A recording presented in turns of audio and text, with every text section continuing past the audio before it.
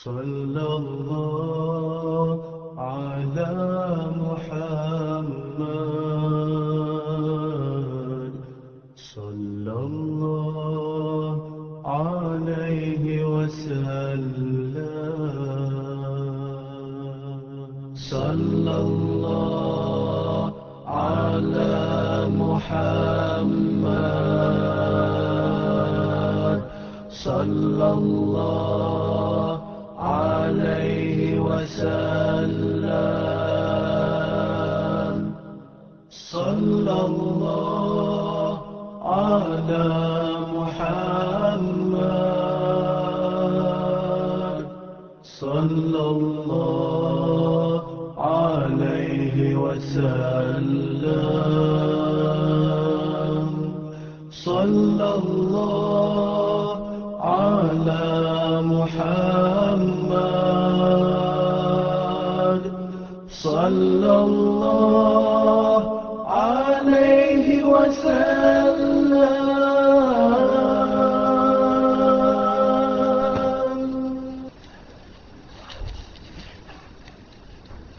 Kita menyambung yang kita tinggal pada malam hari itu. Kita sama baru muka 12 baru ni.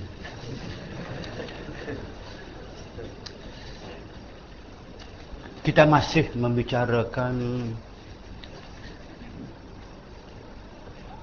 analisis tentang rukun sembahyang, sunat abad dalam sembahyang, sunat sembahyang. Dan malam ini kita masuk kepada suatu rahsia yang terkandung dalam kewajipan-kewajipan salat. Mengapa takbir, mengapa rukuk, mengapa sujud, dan mengapa sujud 2 kali, mengapa tahiyat, mengapa salam, mengapa waktu subuh, waktu zuhur, mengapa waktu asar, waktu maghrib, waktu isya. Yang kesemuanya ini ada suatu analisis yang begitu halus dalam kitab ini. Elok kita ambil perhatian ini sebagai melengkapi maklumat kita tentang salat, tentang sembahyang yang diperdukan kepada manusia. Mengapa sedemikian rupa? Kita mula daripada baris 3 bagi buku ni lah, halaman 12 baris yang ketiga tu.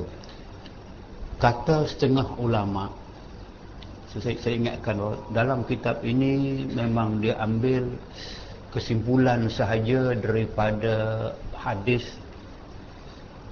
daripada ulama-ulama yang muktabar yang dimasukkan sebagai bahan. Ini bila kata setengah ulama, maknanya dia ambil daripada ulama yang muktabar, yang boleh dipegang. Telah sampai kepada kami khabar bahawasanya Allah Subhanahu wa taala membahagi akan segala amal sembahyang atas 40 saf. Daripada awal takbir sampai salam itu, dalam itu kesemuanya Allah Ta'ala telah membuat suatu analisis. Allah Ta'ala memberitahu kepada kita ada 40 saf daripada malaikat. Sembahyang itu ada 40 saf malaikat. Pada tiap-tiap saf makna barisan, bukan barisan tu.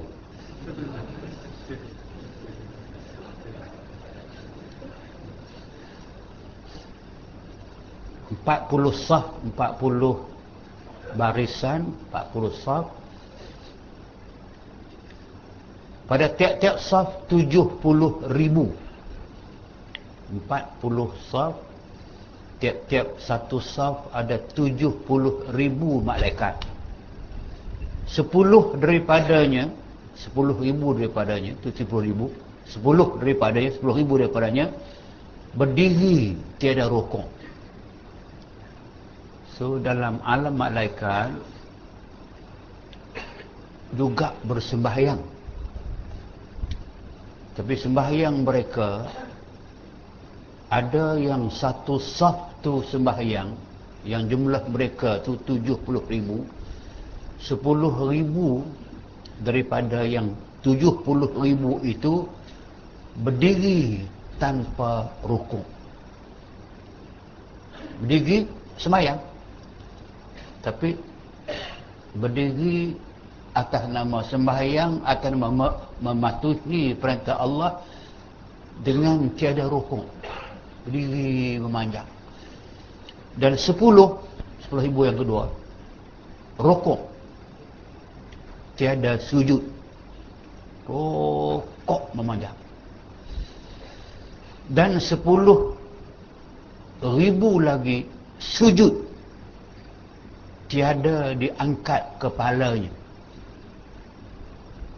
Dan 10,000 pula duduk maksudnya duduk antara dua sujud, tiada berdiri. Dan dihimpun akan segalian amal mereka itu bagi hamba-Nya yang mukmin di dalam 2 rakaat yang disembahyangkan. Di maknanya kita sembahyang 2 rakaat, daripada berdiri betul kepada rukuk, yang tidak kepada sujud, antara sujud itu diambil daripada amalan puluh ribu malaikat. Ada malaikat yang saf mereka berdiri sahaja. Ada yang malaikat saf mereka rukuk sahaja. Ada yang malaikat saf mereka sujud sahaja. Diambil kesemua perbuatan mereka itu dikumpulkan dalam satu sembahyang, macam sembahyang sunat 2 rakaat. Kerana kita tak ada beza sembahyang sunat 2 rakaat dengan sembahyang fardu, melainkan hanya niat. Sembahyang fardu 2 rakaat dengan sembahyang witir 2 rakaat tak ada beza, cuma yang beza hanya niat. Maka tilik olehmu akan besar pemberian Allah. Allah telah beri kepada kita suatu jenis ibadah yang dipendekkan, yang diringkaskan daripada amalan hamba-hamba Allah yang daripada malaikat yang begitu lama. Daripada mereka jadi itu, yang berdiri, kiam berdiri itu, dari jadi mereka itu diperintahkan kiam berdiri, terus berdiri sampai saat saya bercakap ni, sampai akhir zaman. Yang rokok terus rokok sampai kiamat. Allah kumpulkan ibadah-ibadah mereka itu. Diperintah kita bersembahyang hanya 2 rakaat. 2 rakaat itu pun 3 minit boleh habis. Ada member yang pakar pula seminit selesai. Artinya sependek 5 minit kita buat bagi 2 rakaat, sedanglah. Sependek 5 minit kita buat sembahyang 2 rakaat. Itu sifat-sifat pergerakan salat itu telah dibuat oleh para malaikat begitu lama. Kita akan jumpa nanti. Dan karenanya atas segala hamba-Nya yang mukminin. Dan pada riwayat Jabir bin Abdullah, Muaz bin Jabal, daripada Jabir dan Muaz radhiyallahu anhuma, tatkala dinaikkan Rasulullah SAW ke langit, ini pada malam Isra' Mi'raj, Rasulullah melihat ia pada langit dunia, pada langit dunia malaikat, pada langit dunia, maknanya bila Nabi naik langit dunia, maksudnya ialah langit yang ketujuh.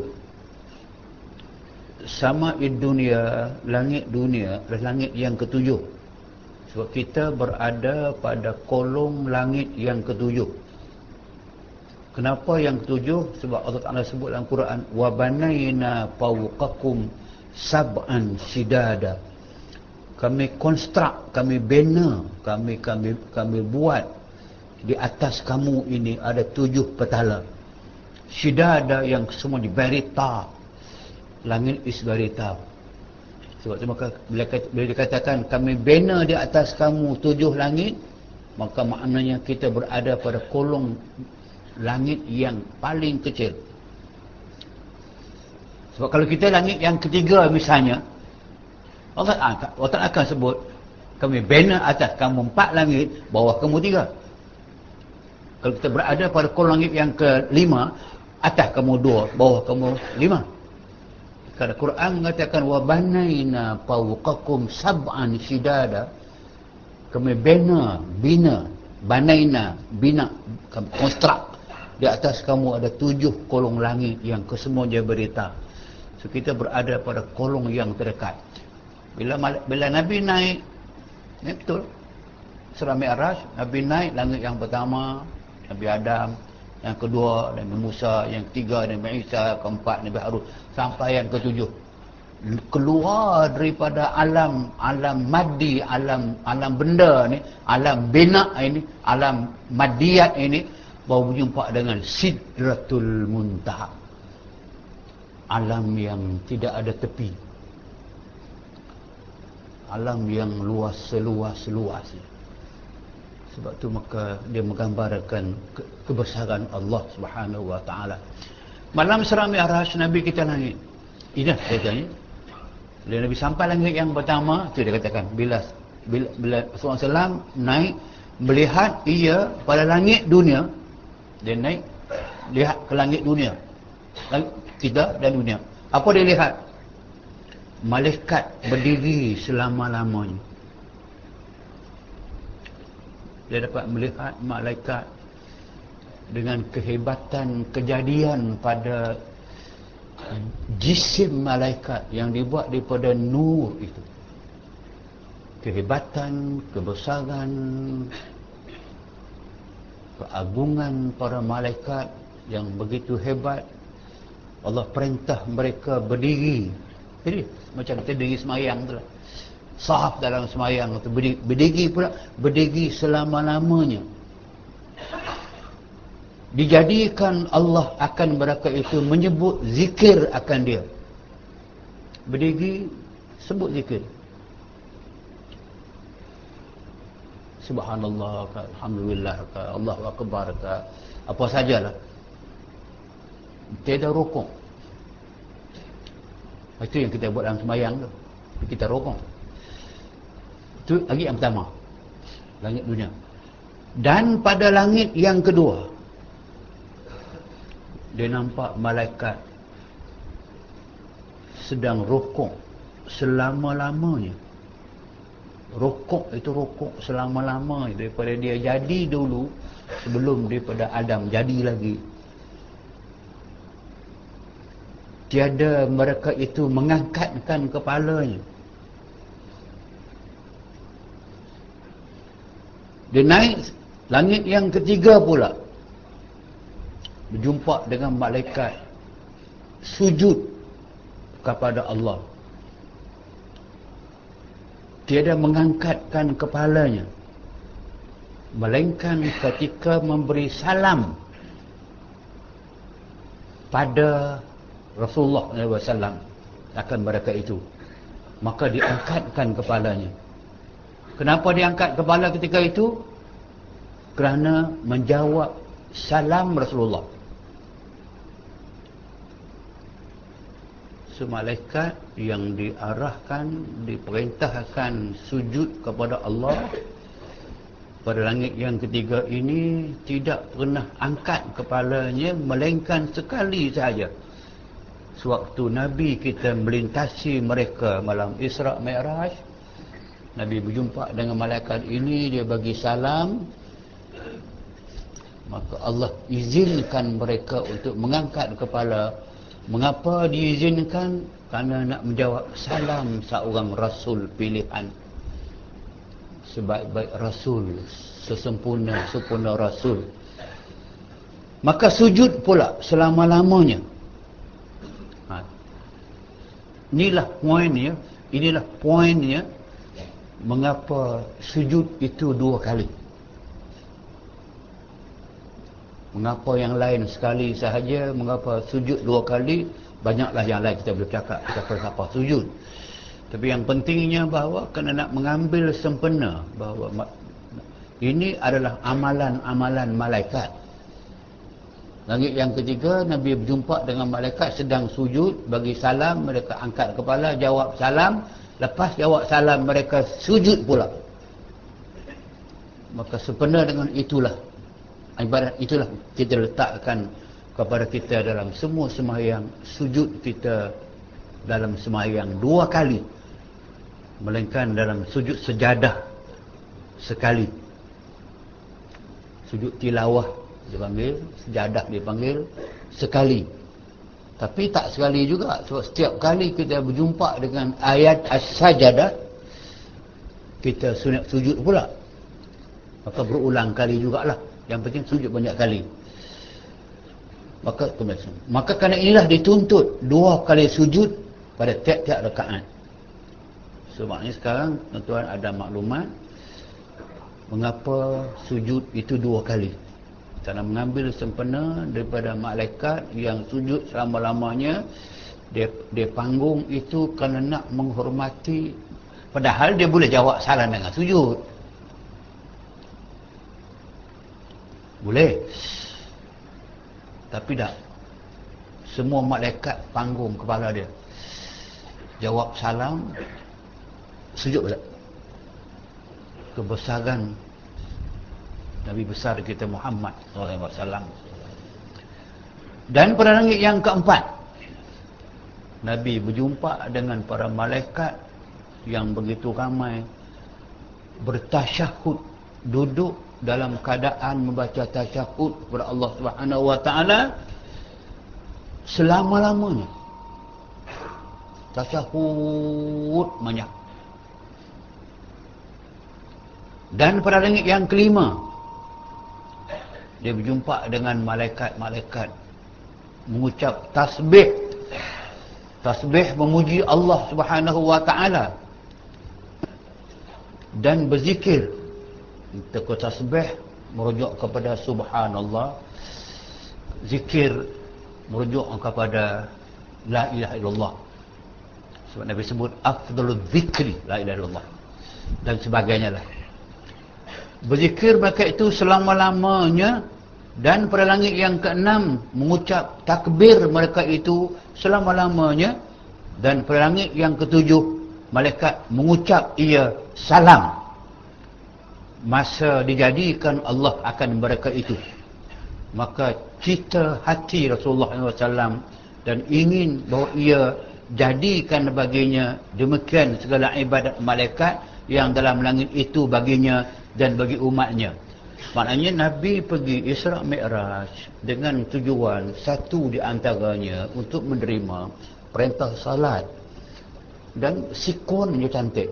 Sebelum Nabi sampai ke Sidratul Muntaha bagi menerima perintah wajib salat 5 waktu tu, Nabi melihat tadi. Di langit yang pertama lihat amarat cantiknya para malaikat yang berdiri memanjang atas nama taat kepada perintah Allah. Suruh dia berdiri memanjang. Langit yang kedua pula tengok yang sujud memanjang. Tengok lain pula yang tidal, yang sujud, yang ada 2 sujud, yang baca tasbih, yang tazkir sebagainya.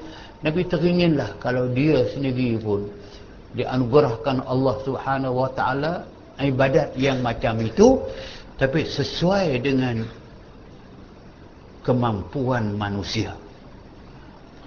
Sebab kalau manusia ini suruh semayang, kalau kita disuruhkan yang berdiri 5 minit, sujud 5 minit, yang tidal 5 minit, sujud 5 minit, pingsan habis. Dalam keadaan sujud 3 second itu pun ada orang yang bangun kepada dia mendahului imam. Dalam keadaan kita baca tahiyat itu yang hanya pendek sahaja, ada orang yang tak sempat, imam bagi salam habis, dia bagi salam dulu. Bukan kita lah. Tuan-tuan tengok tak macam di Mekah tu? Tengok Mekah tak? Sebab tu dia guna mubaligh itu. Mubaligh itu yang menyebut, walaupun saya tak setuju, mubaligh itu kalau seorang imam orang belakang tak dengar, dia menyampaikan imam Allahu Akbar, dia Allahu Akbar. Okey, kalau orang belakang tak dengar, Tapi kalau orang belakang dah dengar ke semua dah, anak berbalik apa? Kadang-kadang tu dia boleh mengganggu kita kan. Macam kita dengar imam sami Allahu liman hamidah, kita dengar. Dia pula sami Allahu liman hamidah. Ganggu. Tak apalah. Tapi yang penting pada saya, bila sebut kata mubaligh ini, bila dia menyampaikan kepada orang tentang apa yang imam lakukan kepada, nak menyatakan bahawasanya inilah satu daripada tuntutan ilahi kepada manusia ini, cantik. Kita tidak dibebankan lama, sesuai dengan masa kita, kebolehan kita. Tapi sifat-sifat yang ada pada berdiri, pada rokok, pada i'tidal, sujud itu, Nabi kata biarlah dia ada dalam sembahyang aku. Cantiklah bila sampai ke sana Sidratul Muntaha. Allah wajib makan sembahyang, detail sembahyang itu akan dipersampaikan oleh malaikat bila sampai waktu turun, masuk waktu nanti. Yang dia terima sembahyang. Tapi dalam hati Nabi Muhammad, kalau sembahyang yang nak aku buat ini, jika termasuk yang tadi itu, bagus pada cita hati dia. Rupanya sungguh hasrat dia tercapai bila malaikat turun selepas Isra' Mi'raj. Pagi itu kena sembahyang subuh, itulah malaikat turun mengajar dia sembahyang subuh yang dikehendaki. Dalam sembahyang 2 rakaat itu, 2 rakaat subuh itu, didapati ke semua sifat-sifat sembahyang tadi. Itu yang dikatakan bahawa itulah maka cita hati Rasulullah, bahawa ingin, bahawa ada jadikan, bahawa dijadikan baginya, bahawa tu bahawa dijadikan baginya demikian segala ibadat malaikat yang dalam langit itu baginya dan bagi umatnya. Alik mintanya tu umatnya. Maka setelah mengetahui oleh Tuhannya yang Al-Khallaqul Alim, Khallaq Allah yang Maha Pencipta, Al-Alim yang Maha Mengetahui, Allah Ta'ala mengetahui akan cita-cita nabinya serta sudah diketahui pada azalinya, dihimpunkan segala ibadat malaikat yang dalam 7 petala langit itu dalam 2 rakaat sembahyang, kerana memuliakan nabinya dan umatnya. Semaknanya begitu simple, begitu mudah kita lihat gerak-geri salat sembahyang. Tapi mesej dalam gerak-geri itu tak boleh akal kita tafsir. Mereka kita nampak ini. Kita nampak ibadat para malaikat yang memanjang, yang sepanjang-panjang. Timbul soalan mungkin, tahankah sujud lama itu, rukuk selama itu, tahiyat selama itu? Selama mana? Selama daripada awal jadi dia sampai kiamat. Berapa lama? Mungkin bilion tahun. Itulah saya kata, kita jangan kita nak samakan antara, jangan nak samakan kita dengan para malaikat. Pasal dalam surah Fussilat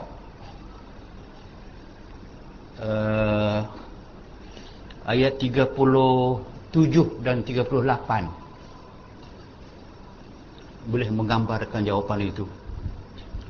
Allah sebut dalam surah Fussilat, wa min ayatihi al-lailu wan-nahar la tasjudu lisyams wasyamsa wal-qamar wa min ayatihi al-lailu wan-nahar wasyamsu wal-qamar la tasjudu lisyamsi wala lil-qamar wasjudu lillahi alladhi khalaqahun in kuntum iyyahu ta'budun fa in istakbaru falladzina 'inda rabbik yusabbihuna lahu bil-laili wan-nahar wa hum la yas'amun.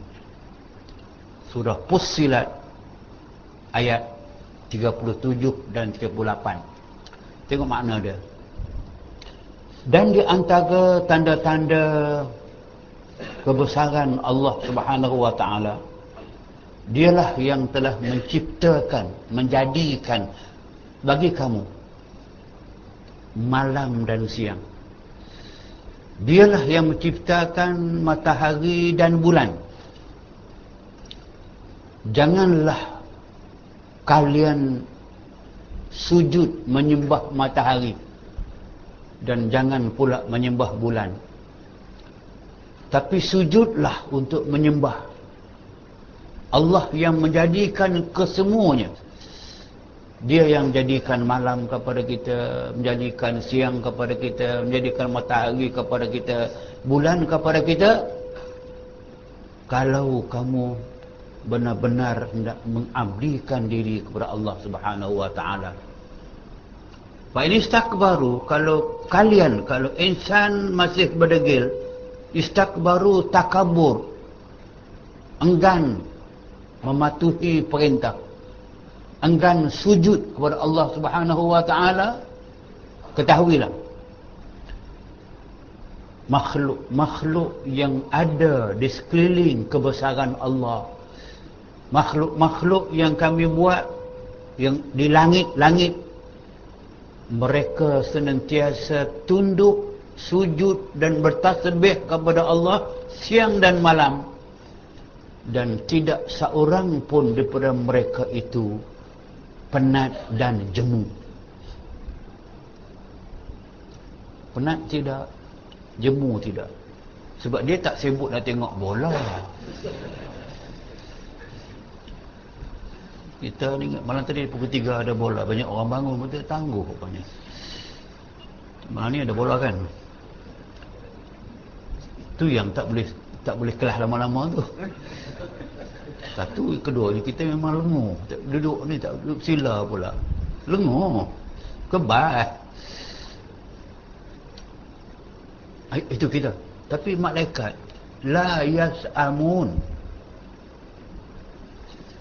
Okey, tuan-tuan relate balik. Apa dia? Kalau insan yang begini kerdil, yang begini mudah mendapat kesan, mati pun mudah, sakit pun mudah dan sebagainya, tak mau sujud kepada Allah Subhanahu wa taala, Allah nak heran apa?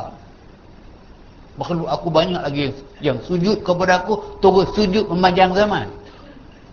Bukan macam kalian hanya sujud sekejap bangun, sekejap bangun. Kalau kamu tak mau tasbih kepada aku, makhluk aku ramai lagi, bilion-bilion lagi tasbih kepada aku siang malam. Wahum la yas'amun, mereka tak pernah jemu pun. Kalau kamu kalian segan, malas nak zikir kepada aku, apa aku heran? Malaikat aku lebih banyak yang zikir kepada aku, tak pernah berhenti. Wahum la yas'amun. Sebab tu bila kita melakukan kejataan ibadat tunduk Allah Ta'ala untuk diri kita, itu cantik tu yang hadis kursi menyebut, yang sama, paralel. Ada kursi kata, wahai manusia, ada kursi hadis, saya faham, wahai manusia, kalaulah sekalian manusia, sekalian jin, sekalian makhluk yang bernapas, yang bergerak hidup, berpakat ke semua sekali, seia sekata, untuk mentaati perintah Allah Subhanahu wa taala, dengan tak satu pun, tak seorang pun daripada manusia, tak seekor pun daripada jin, tak seekor pun daripada haiwan yang melanggar perintah Allah, kesemua patuh sujud 100% kepada Allah Subhanahu wa taala. Allah Ta'ala kata, la yazidu fi mulki syai'an, tidak pun menambahkan sedikit pun daripada kesempurnaan daku, tak naik pun, tak tambah pun kemuliaan aku. Dan kalau kamu manusia ke semua sekali, jin ke semua sekali, binatang ke semua sekali, kamu pakat aku lawan aku, menentang aku. Kamu angkat sepanduk, tunjuk perasaan lawan Allah Ta'ala. Maka Allah kata, la yanqus fi mulki syai'an. Tidak mengurang sedikit pun daripada kerajaan aku dan kekuasaan aku. Tak ada apa-apa. Pasal banyak mana makhluk atas dunia ni yang nak megah sangat kepada aku. Tu nasib baik kemarin ni steroid menyimpang daripada bumi. Steroid semalam tu pukul 12 kemarin dia jatuh, dia besar, dia diameter dia berapa, 3 kilometer. Dia terempas di Bandar Baru Bangi. Tu bayang kalau dia terempas dalam laut Selat Melaka, dia bagi 3 kilometer diameter steroid dengan kelajuan yang begitu, kalau terempas bayang kalau timpa kepala pening tu.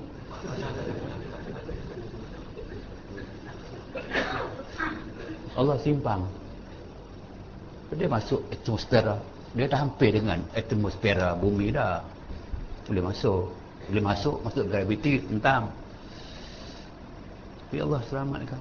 Makna balik poin balik. Kalau kesemua kita besar mana saja bumi kita ini, kalau insan atas bumi ini nak melawan Allah Ta'ala, apa nak kurang kerjaan dia? Dia makhluk lain di bumi lain. Bumi lain, bumi ni ada banyak lain lagi. Yang makhluk tempat lain ke semua sekali lebih banyak mereka taat, sujud, tak patuh Allah Subhanahu Wa Ta'ala. Betul apa nak heran? Maknanya kecil atau besar taik mata sahaja insan di dunia ini. Malaikat tadi tu yang besar-besar taat, sujud Allah Ta'ala. Kata Muaz dan Jabir tadi, Muaz bin Jabal, Jabir bin Abdullah, maka barang siapa berdiri dalam sembahyang serta membesarkan sembahyang, mengagungkan sembahyang, menjaga sembahyang, tata tertib sembahyang dan sebagainya, dan ditunaikan segala rukunnya, tunai rukunnya, rukuk dan sujudnya, adalah baginya pahala malaikat 7 petala langit. Itu hadis tu, itu kata-kata yang dikeluarkan oleh Muaz bin Jabal. Jabir Abdullah, sahabat ulung yang terkenal. Kita buat sembahyang dengan menjaga tata tertib sembahyang, menjaga rukun sembahyang, sunat sembahyang. Pahala yang Allah janjikan kepada mereka itu ialah pahala 7, pahala malaikat 7 petala langit tadi tu, dan orang yang di dalamnya daripada segala kejadian Allah Ta'ala. Maka hendaklah ketahui hikmat signifikan ditentukan pada waktu yang 5. Tadi kita bercakap dah pasal gerak-geri sembahyang dalam konteks mengapa berdiri, mengapa rukuk, mengapa sujud, kerana kita ambil refleksi daripada amalan para malaikat. Nabi berangan-angan, berhasrat kalau boleh ibadat dia macam itu juga, alhamdulillah, maka berlaku sungguh sudah ibadat kita. Pahala dia, kita buat sembahyang 2 rakaat, pahala dia sama dengan pahala yang Allah berikan kepada malaikat-malaikat pada 7 petala langit. Okey. Hikmat ditentukan pada waktu yang 5 ini dan pada bilangannya, bilangan waktu, bilangan rakaat, telah dikata setengah hukama plural daripada hakim. Hakim ialah orang yang berautoriti, orang yang ada autoriti dalam hukum syarak. Ditentukan tiap-tiap sembahyang itu menyembahyangkan suatu nabi. Sewaktu-waktu sembahyang yang kita buat daripada subuh, zuhur, asar, maghrib, isya itu diambil daripada amalan, daripada ibadat, daripada sembahyang yang Nabi sebelum Nabi Muhammad buat. Setiap Nabi ni buat ini, Nabi ni buat ini. Lebih kurang macam malaikat tadi tu. Maka dikumpulkan ke semuanya yang dibuat oleh para Nabi itu, diwajibkan kepada kita. Apa dia? Pada waktunya. Maka pertama-tama orang yang sembahyang subuh itu Nabi Adam. Sejarah insan yang mula diperintah untuk sembahyang waktu subuh ataupun sembahyang subuh, Nabi Adam yang buat. Bila dia buat? Tak kala keluar daripada syurga. Nabi Adam dalam syurga. Dalam syurga pada ketika itu tidak ada ibadah, tidak disuruh ibadah, tapi dia telah dihukum keluar daripada syurga. Bila keluar daripada syurga, Nabi Adam sembahyang subuh. Kenapa? Jadi ia melihat akan zulmah, akan kegelapan. Dalam syurga cerah, dia turun ke dunia pada malam hari.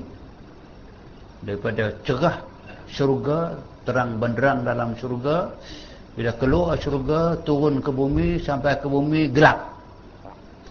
Bayangkan orang yang dalam cerah berjumpa dengan gelap. So, kegelapan satu penyeksaan. Bila nampak gelap ini, dengan sendiri akan takut. Dan takut. Ia akan sebagai takut yang sangat. Itu dia. Sangat takut. Tatkala subuh dan pecah fajar. Bila subuh, pecah fajar, maknanya yang gelap tadi ini sudah bertukar kepada kecerah-cerahan. Fajar sembahyang. Bila nampak cerah, fajar menyingsing, tanda satu cahaya akan keluar, akan datang, matahari naik, dia melihat ia akan fajar ini, akan cahaya itu, ia sembahyang 2 rakaat. 2 rakaat yang pertamanya syukur ia bagi kelepasan ia daripada kelam, gelap. Daripada gelap tadi nampak cahaya, maka dia syukur Allah Subhanahu Wa Taala kerana ada fajar, ada matahari, ada cahaya. Dia lepas daripada gelap, daripada kelam, dia sembahyang subuh 2 rakaat. Dan rakaat yang keduanya dalam subuh juga 2 rakaat lagi pula, sembahyang kerana syukur ia sebab kembali siang hari. Tadi 2 rakaat pertama tadi kerana nampak fajar menyingsing, tanda cahaya nak keluar. Bila sampai naik matahari, nampak cahaya sungguh, dia sembahyang lagi 2 rakaat. Atas nama sembahyang ini, sembahyang 2 rakaat, tapi dia sembahyang itu niat dia syukur kepada Allah SWT. Bukan sembahyang sunat syukur. Dalam solat tidak ada sembahyang sunat syukur. Tapi bila kita bersyukur Allah SWT, boleh buat ibadat. Baca Quran boleh kerana syukur. Sembahyang boleh kerana syukur. Sembahyang apa? Sembahyang sunat mutlak. Aku sembahyang 2 rakaat sunat Allah Ta'ala. Kerana nak puasa, syukur, nak puasa. Okey, puasa. Tapi tak ada nawaitu sawma syukri lillahi ta'ala. Apa benda lah. Tak ada yang, tapi niat dalam hati kita tanda syukur buat ibadat. Boleh. Bagi sedekah, bagi derma, buat sumbangan khairat, boleh. Bantu orang, boleh. Sembahyang puasa sendiri, boleh. Itu semua dipanggilkan ibadat kita buat kerana kita syukur Allah Ta'ala. Sama juga macam orang yang bernazar. Sama juga orang nazar, dia, tapi ulama-ulama yang ortodok lah, dia tak suka nazar ni. Banyak ulama-ulama sufi dia tak suka zat nazar. Kenapa tak suka? Seolah-olahnya bila Allah Ta'ala bagi yang kita minta, baru nak buat ibadat. Kalau nazar tak dapat, maka aku tak buat. Macam merajuk pula. Buatlah, mengapa nak kaitkan? Sekiranya saya dapat isteri, saya akan puasa 5 hari. Mengapa dikaitkan? Dia katalah tu orang yang terlampau, saya kata tadi, terlampau beralut dengan Allah Ta'ala. Padahal nazar itu sendiri dalam Quran, Nabi Zakaria pernah kata, inni nazartu lirrahmani sawma, aku bernazar kepada Allah Ta'ala, aku nak puasa. Memang Nabi Muhammad pernah sebutkan bahawa la in raddallahu ilayya ibli la ashkuranna rabbi, kalaulah unta aku yang hilang ini Allah jumpakan dia balik, aku akan bersyukur Allah Ta'ala. Nabi buat dia perkara itu kerana nak mengajar kita. Tak apa, yang pentingnya nazar boleh. Maka bila kita dapat apa yang kita buat, maka dapat kita kaitkan dengan ibadah kita buat. Ini Nabi Adam, dia sesak menderita dalam gelap, tiba-tiba nampak fajar, dia syukur Allah Ta'ala, 9 rakaat sunat mutlak. Naik matahari pula 2 rakaat pula, kerana naik matahari itu cerah. Okey, boleh siang. Dan pertama-tama, okey, habis tu. Dan pertama-tama yang mula-mula orang yang sembahyang zuhur itu Nabi Ibrahim AS. Bila tatkala menyuruh Allah akan menyembelih akan anaknya, kemudian disuruh pula dengan menyembelih akan penebusan, adalah seru itu. Maknanya seru itu Allah menyeru Nabi Ibrahim, mewahyu Nabi Ibrahim supaya menyembelih anaknya. Dia sembelih, digantikan dengan kibas, dia sembelih pula kibas itu pula sebagai pemberian. Waktu yang berlaku itu ialah waktu zuhur.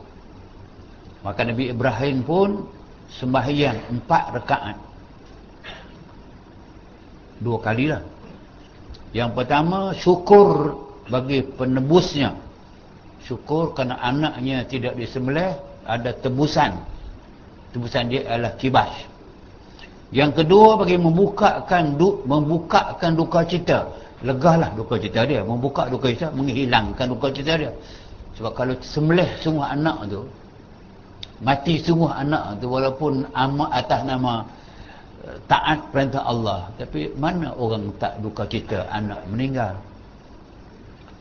Kalau anak yang meninggal kerana sampai umur pun semua orang duka cita. Ini kan pula anak yang kita sembelih sendiri dengan tangan kita, pasti duka cita. Terlepas yang itu, anak dia selamat, kibas yang sembelih, maka dia, itulah yang dia buat ibadat sembahyang zuhur tadi. Dan yang ketiga, bagi menuntut keredaan Allah daripadanya.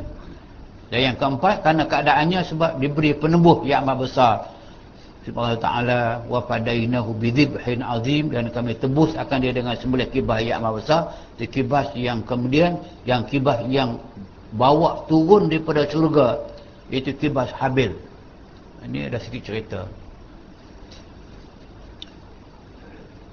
Dulu semasa pertelingkahan berlaku di antara Habil dengan Qabil yang sulung, Qabil dengan Habil, tentang masalah untuk jodoh, siapakah yang sepatut berjodoh dengan Qabil. Lahir bersama dengan Aqlamiyah, sebab Habil lahir sama dengan Layuza. Syariat pada ketika itu, Allah tidak benarkan anak yang lahir dalam satu perut kembar, dua beradik kembar, dua-dua jadi mahram. Tapi kalau adik yang lahir tahun depan pula kembar juga boleh cross. Abang yang Qabil lahir sama Aqlamiyah, dia kena berkahwin dengan adik di bawah dia, nama dia Layuza. Habil lahir tahun kemudian, dia kahwin dengan kakak dia, kakak nama dia Aqlamiyah, tapi ditentang oleh Qabil. Pasal Aqlamiyah jauh lebih cantik daripada Layuza. Mereka dia berkeras, dia nak berkahwin dengan adik yang lahir seperut dengan dia. Bapa dia tak boleh, nak juga. Akhirnya kita rujuklah kepada Allah Subhanahu Wa Taala. Bila rujuklah kepada Allah Taala, Allah sebut dalam Quran, cerita kepada kita sebagai pengajaran tu. Wattlu alaihim naba abnai Adam iz qarraba qurbanan fatuqabbala min ahadihima wa lam yutaqabbal minal akhar. Watlu alaihim, dan bacalah, beritalah, sampailah, ceritalah kepada manusia sekalian berita tentang dua orang anak Adam, Habil dengan Qabil, bertelingkah. Pasal satu nak taat perintah Allah, satu nak melawan perintah Allah. Iz qarraba qurbanan, penyelesaian dia Allah Ta'ala perintah mereka buat kurban. Apa dapat kurban? Itu pilihan sendiri. Qabil dia seorang peladang, seorang membuat kerja ladang. Habil seorang peternak. Qabil fikir-fikir, kerana Allah perintah kurban, siapa yang kurban dia diterima, dia diberi pilihan pertama untuk memilih isteri.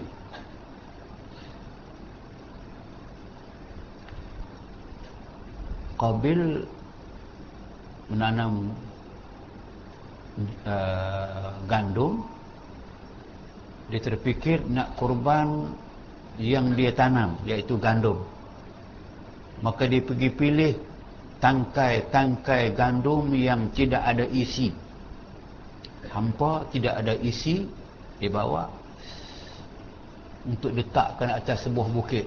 Habil pula dia pergi pilih kambing-kambing yang dia pelihara, sampai lambat sedikit daripada janji kena sampai. Pasal apa? Dia kata setiap kali saya angkat kambing yang paling berat nak kurban, saya tengok ada lagi yang lebih baik daripada yang saya bawa ni.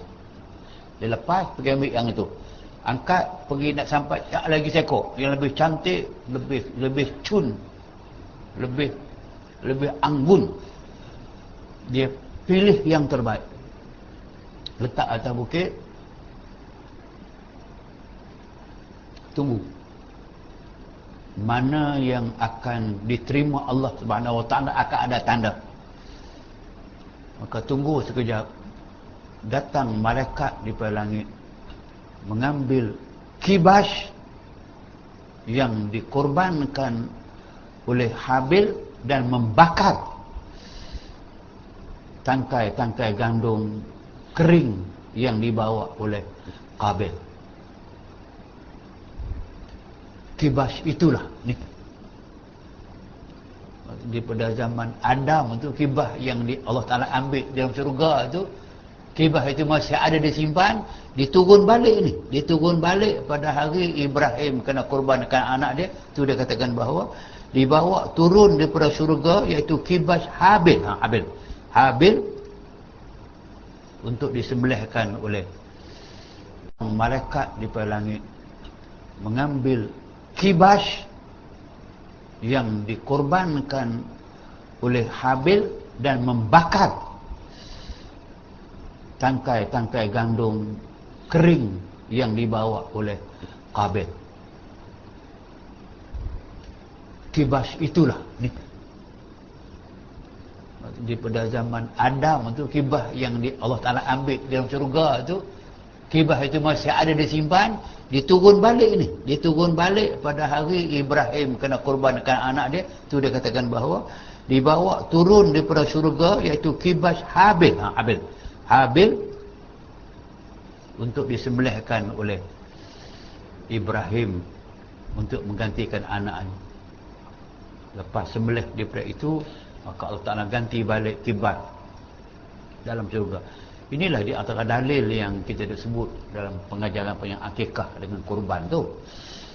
Kalau kita akikah dunia ini, lembu, seorang anak diakikahkan seekor lembu. Hari kiamat, lembu tu ada. Dia boleh naik atas lembu tu. Kalau kibas kambing, kambing ada. Baik, kalau kibas kambing seekor, kalau akikah kambing seekor, kongsi 7 orang, eloklah 7 orang naik atas kambing tu.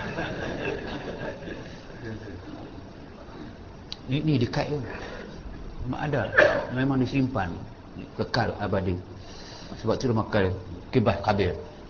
Dan pertama-tama orang yang mula-mula, orang yang sembahyang fardu asar itu Nabi Yunus alaihissalam. Bila ketika dikeluar akan dia oleh Allah daripada perut ikan nun. Ikan nun, ikan paus yang terkenal. Waktu dia keluar itu, maka waktu Nabi Yunus ditelan oleh ikan paus, jelas satu daripada hikmah, dan dia mukjizat jugalah. Bila Nabi Yunus sangat marah dengan kaum dia yang tak mau beriman, dia terus meninggalkan kaum dia. Bukan putus asa, Nabi tidak putus asa, tapi marah terlampau, pedak terlampau, tinggalkan kaum dia. Menyeberangi, tumpang suatu kapal untuk menyeberangi suatu laut. Sampai tengah laut, gelombang laut itu agak kecoh, sampai nak menenggelamkan kapal dengan isi kapal. Ada mesyuarat tergempar segera, apa nak buat, maka timbul cadangan, kita kena buang orang seorang. Nak buang barang sayang, baik buang orang. Okey, setuju. Siapa nak kena buang, wang tu undi. Dia boleh tengok dah, Nabi Yunus dia tak kenal. Dia lari daripada kampung. Undi Quran. Wallahu a'lam undi macam mana. Yang pertama undi kena Nabi Yunus. Tapi nak campak Nabi Yunus ni orang tak sampai hati, sebab dia orang ni orang juguh mulai. Bukan kaki samseng. Akhlak mulai. Setuju. Batal kita undi ke yang kedua. Undi yang kedua pula, goncang macam mana pun keluar Yunus. Cuk. Ambilkan yang ketiga. Yang ketiga pula Yunus juga. Sampai 10 kali keluar Nabi Yunus. Alhamdulillah, no way. Mari campak. Bila campak Nabi Yunus, itulah ikan paus telan dia. Bila telan dia dalam masuk ikan paus, itu yang Allah Ta'ala sebut dalam Quran, itu dia rakam dalam Quran tu. Rakam tu nak kita nak menginsafkan kita. Apa Quran kata? Laula in kana minal musabbihin lalabisa fi batnihi ila yaumiddin. Kalau bukanlah kerana Nabi Yunus itu tidak putus asa, walaupun dia campak, dia masuk dalam perut ikan paus pun, dia tak lupa kepada kami. Dia tasbih kepada kami. Dia baca apa? La ilaha illa anta subhanaka inni kuntu minaz zalimin. Dalam perut ikan paus, dalam lemah-lemah begitu pun lala bisa. Inkan bisa, dia terus bertasbih kepada Allah Subhanahu wa taala, maka ikan paus itu pun telah pergi meluah, ludah, muntah dia balik tepi pantai. Pengajarannya bahawa kalau kita dalam keadaan yang sangat-sangat susah, jangan tinggal tasbih la ilaha illa anta subhanaka inni kuntu minaz zalimin. Susah macam mana pun, dalam apa kes pun, ambil contoh itu, tasbih kepada Allah Subhanahu wa taala. Allah Ta'ala akan melepaskan kita daripada kesusahan itu. Itu dia dikatakan bahawa bila dia keluar dari akan dia daripada perut ikan nun seperti burung anak burung yang tiada berbulu. Burung anak ni, api kereta ni, tiada bulu baginya.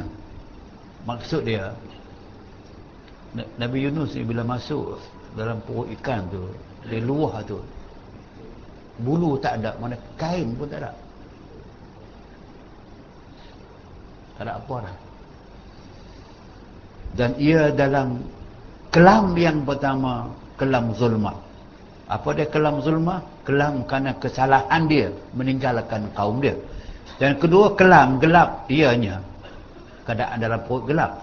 Dan ketiganya, kelam malam, dia keluar dari malam pula, berapa kali gelap dah. Dan keempat, kelam perut ikan, dan adalah keluarnya itu pada ketika waktu asar. Berlaku tadi malam, masuk dalam perut kerana zulmah tinggalkan perintah nampak bagi kaum dia. Perut ikan pula, masa dikeluarkan dia daripada perut itu ialah pada waktu asar. Maka sembahyang itu 4 rakaat. Syukur bagi Allah daripada kelepasan 4 zulmat itu, 4 gelap tadi. Dan pertama-tama orang yang sembahyang maghrib itu Nabi Isa AS, tatkala keluar akan dia oleh Allah Ta'ala daripada antara kaumnya. Sebab Nabi Isa menghadapi kaumnya yang amat kejam kepada Nabi Isa dan pengikut-pengikutnya. Kaum Nabi Isa ini memanglah orang Bani Israel. Tapi lebih teruk lagi termasuk kaum dia juga ialah askar-askar, tentera-tentera di kerajaan Romawi. The Roman soldiers. Yang kebetulan Roman soldiers ini pula daripada golongan Yahudi. Orang Yahudi amat anti sangat kepada Nabi lain daripada Nabi yang mereka agung-agungkan, Nabi Daud dan Nabi Ishaq.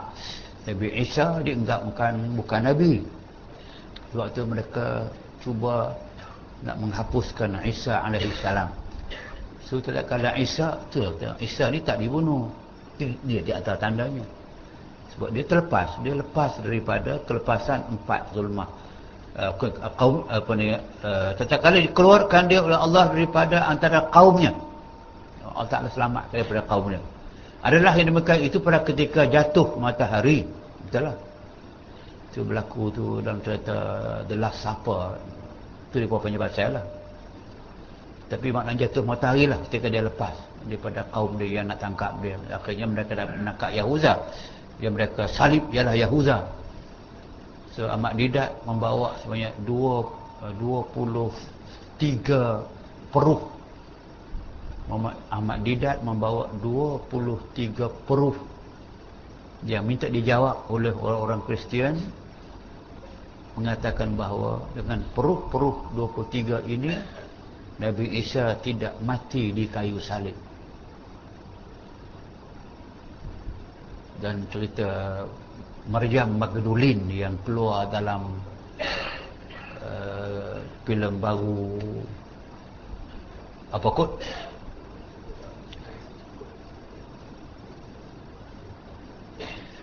Da Vinci Code. Da Vinci Code melampau sampai dia tuduh Nabi Isa itu berkahwin dengan Maryam. Maryam tu Maryam Magdalene, bukan Maryam mak dia. Maryam Magdalene. So yang pergi melihat Isa di kayu salib bukan Isa, Yahuza. Seorang sahaja, itu Maryam Magdalene.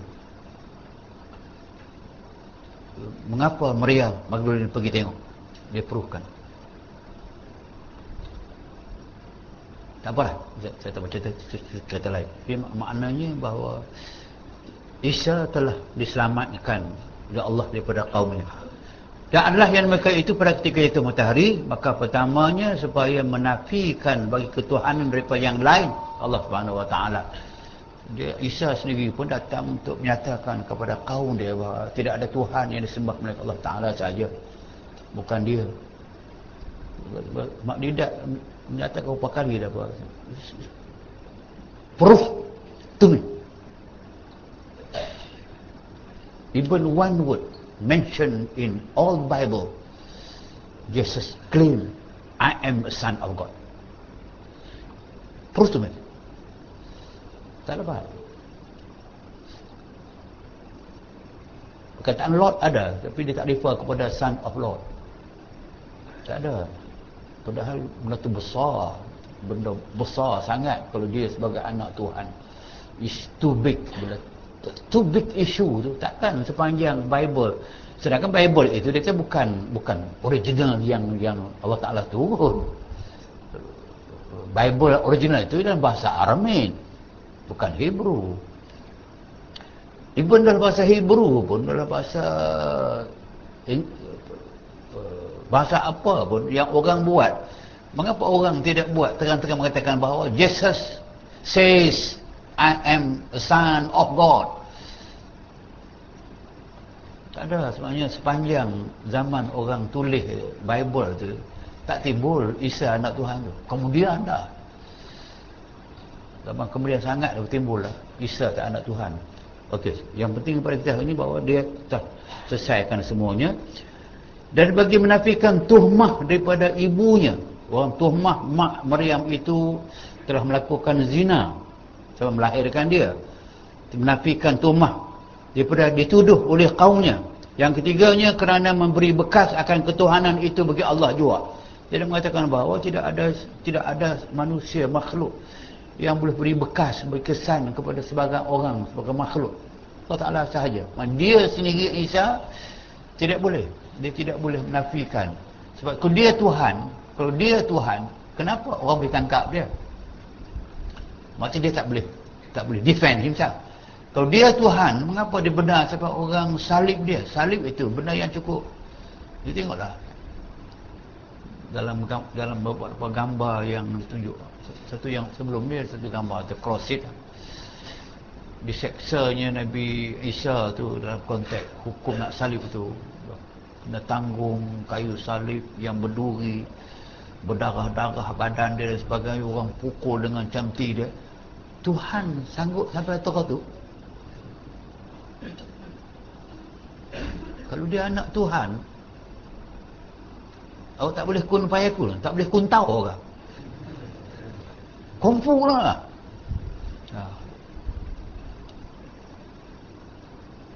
Dan you gambarkan anak Tuhan itu di kayu salib dalam keadaan kain separuh dengan dia menggambarkan kelemahankah, kekuatankah, kesempurnaankah, penghinaankah? Itu yang dia dipersoalkan. Saya tak bercakap bukan saya itu malam ni. Okey. Kerana inilah dua rakaat yang dahulu itu berhubung yang keduanya, dan yang ketiganya tak kalah sendirinya, dan pertama orang yang sembahyang. Okey. Dah apa kata Nabi Isa alaihissalam, banyak kali dia menghadapi berbagai-bagai musibah dalam tugas dia sebagai Nabi, sebagai Rasul. Dan dia hanya merupakan Nabi yang datang untuk bawa the important message yang Quran sebut tu. Inni Rasulullah ilaikum musaddiqan lima baina yaday minat Taurat wa mubashiran bi rasulin ya'ti min ba'di ismuhu Ahmad. Itu message yang penting dia bawa. Aku hanya Nabi Rasulullah. Aku hanya Rasul Allah, Nabi Allah kepada kamu, Bani Israel. Apa aku buat? Musaddiqan. Aku siri Nabi-Nabi yang belum habis. Daripada Adam, Idris, Nuh, Hud, Lut, Saleh sampai Yahya, sampai kepada Zakaria, Yahya, aku Isa siri. Wa mubashiran, aku nak beritahu. The golden chain, mata rantai tak habis. Nak beritahu ada lagi seorang datang min ba'di, lepas aku tak ada nanti, datang lagi seorang Nabi yang terakhir, nama dia Ahmad. Kamu prepare lah sebab dia tak lama akan lahir. Itu mesej yang penting. Kalau mesej itu diterima, senang. Lepas Isa tak ada, lepas Isa wafat, saya hilang lah, kita guna kata dia angkat ke langit, orang ikut pengajaran Nabi Isa. Tapi bila timbul Muhammad yang disebut oleh Nabi Isa, datang Nabi yang terakhir selepas aku, nama dia Ahmad. Bila Ahmad, tahu dah ini bukan Bani Israel. Ahmad bahasa Arab, mesti daripada kalangan bangsa Arab. Jadi, jika mereka ikut Nabi Muhammad SAW, settle. Tapi kerana degil tak mau ikut, itu jadi masalah. Jadi dengan banyak itulah berlaku kesemuanya pada waktu maghrib. Nabi Isa bersemayang 3 kali, 3 rakaat yang diwajibkan maghrib. Dan orang yang sembahyang Isya itu Nabi Musa alaihissalam. Ketika sesat jalan, waktu keluar daripada Madian. Madian kampung Nabi Shu'aib. Kampung Nabi Shu'aib, kalau tuan-tuan pergi ke Jordan sekarang, luar payahlah. Dulu pergi ke Jordan, semua rombongan yang pergi ke Laut Mati akan berpeluang dulu pergi singgah di kampung Madian, pergi tengok makam Nabi Shu'aib. Itulah tempat Nabi Musa berhijrah daripada Mesir, cross the Red Sea, cross desert Tursina, sampai ke Jordan, sampai kampung Madian. Dia berkahwin akhirnya dengan anak Nabi Shu'aib. Lepas tu tinggal Nabi Shu'aib, balik semula ke Mesir. Tengah jalan Allah Ta'ala bercakap dengan dia di Tursina. Itu jelas. Dia banyak menghadapi masalah dengan kaum Fir'aun dan sebagainya, maka dia banyak menghadapi berbagai dugaan. Keluar daripada Madian adalah padanya ayat dalam duka, padanya itu dalam duka cita. Alif zayata itu dalam duka cita. Kenapa?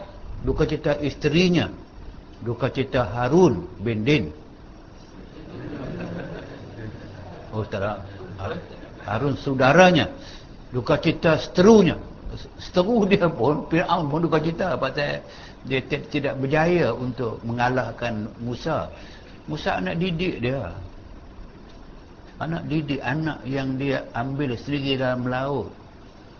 Dia besar dalam istana, dibagi segala kekayaan dan sebagainya. Akhir lawan tokek. Kita fahamlah, bukan kerana adakah nak kata Nabi Musa tidak tahu mengenang budi ayah angkat. Akhir lawan tokek. Mengapa seorang yang dibesarkan dalam istana, dibagi segala kemewahan, dididik dengan segala pendidikan yang cukup, akhirnya dia melawan bapa angkat? Bukan soal dia antara budi, nak balas budi dengan kekufuran Allah Subhanahu Wa Taala. Antara dua mana yang besar? Kerana kain pelekat selai pun dah jadi masalah. Bukan soal budi, soal prinsip. Nabi Musa dia bukan kain pelekat, bukan kain batik ni. Dia bagi segala kemewahan, tapi dia tak paksakan apa betulkan yang tak betul tu. Dia mesti betulkan. Dengan harga nyawa lah. Itu yang saya katakan, banyak benda. Duka cita sampai Fir'aun duka cita. Duka cita beberapa anaknya, Nabi Musa. Kesemua dilepaskan Allah daripada yang demikian itu sekaliannya, dengan janjinya yang sebenarnya. Dan ada yang demikian itu pada waktu Isyak, yang akhir Isyak tengah malam dah. Maka sembahyang ia 4 rakaat. Sembahyang itu sembahyang sunat, sembahyang yang dituntut, tapi kerana syukur Allah Subhanahu Wa Taala daripada segala duka cita yang 4 itu. Dan daripada riwayat yang lain, masa subuh itu bagi Nabi Adam, zuhur bagi Nabi Daud, asar bagi Nabi Sulaiman, bagi Nabi Yaqub, Aisyah bagi Nabi Yunus. Dan kita ulung bahasanya umpama sembahyang itu diumpamakan satu raja memperbuat akan suatu balai, dan memperbuat ia akan jamuan, dan mesediakan padanya akan bagai-bagai makanan dan bagai-bagai minuman dengan bagai warnanya, dengan berbagai-bagai lazatnya, dan pada tiap-tiap warnanya itu baginya manfaat, maka itulah sembahyang. So, dalam sembahyang itu dia ibaratkan seperti jamuan Allah sediakan kepada kita. Tiap-tiap kelakuan sembahyang itu ada kelazatan dia. Masa takbir ada kelazatan dia, wajah tu kelazatan dia, Fatihah ada kelazatan dia. Itu yang dimaksudkan. Maka menyeru akan segala hambanya merasakan makanan itu. Allah Ta'ala suruh sembahyang itu, suruh dia rasa kehosokan sembahyang, kelazatan, memanglah dia lazat. Demikian itu umpamanya sembahyang itu disuruh Allah SWT mengerjakan dia supaya mengambil lazat hambanya yang kamil daripada bagai-bagai pemberian dan kurnianya, supaya syukurlah hamba itu akan kurnia Tuhannya. Maka af'al sembahyang itu seumpama makanan dan zikir dan tasbih dan bagi doa dan doa bagai-bagai warna minuman. Maka apa makanan dan minumannya daripada umpama itu hingga tiada sedar hambanya yang arifin akan dirinya.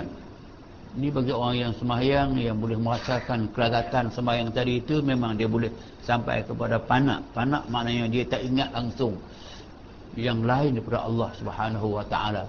Saya sebutnya kali dah. Orang yang khusyuk sembahyang, yang saya katakan sebab ular jatuh atas kepala pun dia tak sedar. Seorang arifin yang dia kata dia pesan ke anak cucu dia, kalau dia tidak sembahyang jangan buat bising. Kalau aku dah mula Allahu Akbar, buatlah bising entah mana pun aku tak kisah. Pasal aku tak tahu apa yang berlaku. Itu yang maksudkan dia orang yang tak sedar diri sampai ke peringkat itu. Dan sejuk mata hatinya. Memang khusyuk, lazat, sejuk, tenang hati. Dengan kurnianya yang tidak dapat diperi, kerana ialah yang dinamakan jannatul ajilah. Waliman khafa maqama rabbih jannatan. Bagi orang yang takutkan akan makam Tuhannya itu, ada dua syurga disegerakan dalam dunia. Itu kenikmatan yang Allah beri kepada manusia dalam alam dunia ini banyak perantaraan. Pada orang awam macam saya, macam kita, kebanyakannya kita dok rasakan kesenangan dunia ini ada pada harta benda, duit ringgit. Padahal itu yang membawa kesengsaraan kepada manusia. Ada yang merasakan kebahagiaan dengan pangkat yang besar, akhirnya tinggal jawatan pun gila nak ambil balik. Kacau. Saya bincang panjang tadi dengan Wabi Anwar tadi, datang awal rumah saya. Lama kita bincang. Ni nak balik?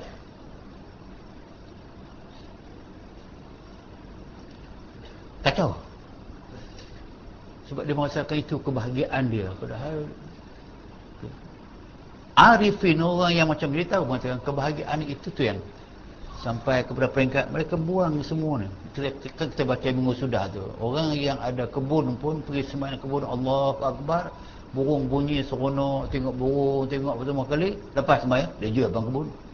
Kacau. Itu makna dia. Yang saya tahu dulu sufi, kerana dia rasa dunia ini banyak mengganggu dia daripada melakukan kerja Allah Ta'ala, dia buang segala dunia, harta dia dibuang ke semua, dibuang, tinggal baju dia dengan satu apa nama dia, peyuk saja. Tapi akhirnya baru tahu kebahagiaan yang sebenar bila kita sudah berada di samping Allah Subhanahu Wa Ta'ala.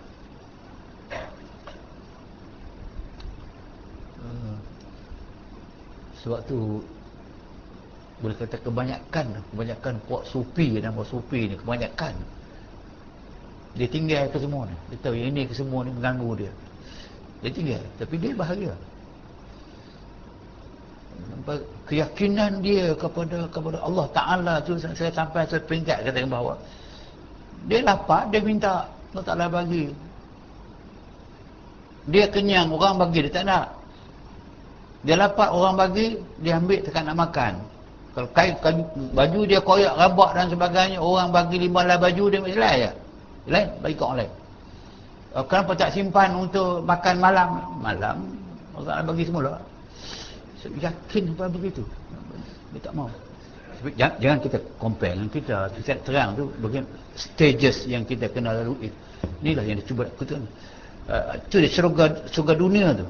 Sejak mata hatinya dengan